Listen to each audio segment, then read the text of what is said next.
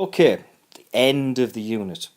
So why are we studying the Falklands War today? Well, this war, back in 1982, combined the tactics of World War II and modern warfare. Also, from a patriotic point of view, Britain should have lost the war, but won. And it's the last example of the aircraft carrying the strength. So why do I like it so much? Well, I was a very little boy when this conflict took place and I don't remember anything about it. But in the aftermath, it was spoke about a lot because people were veterans and people in the family were against the war as well.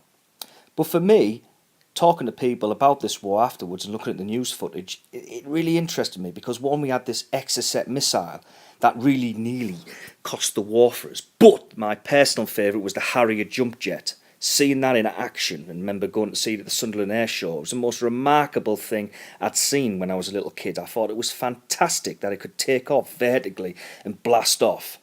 But also, as I grew up studying the war at university, I saw that it covered the politics of the time, okay? And many people were against it and some people were for it, especially in my family. And it also summed up the strengths and limitations of Margaret Thatcher. She was headstrong and determined, but even if you don't like it, you've got to show that she showed guts and determination. In the preceding years afterwards, it's seen as Britain's last stand in the world, our last gasp of a decline in power, to stand up and win this war that we should have lost.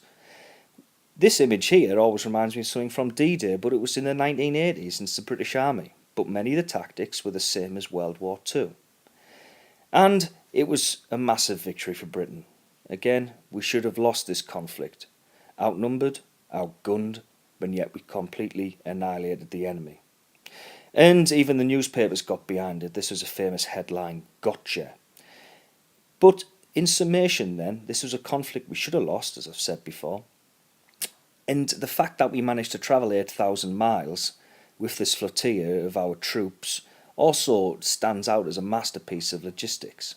But also for me growing up, the story of this man, Simon Weston, always stood out. There he is before the Falklands, and fortunately he was horrifically burnt in an Argentinian attack.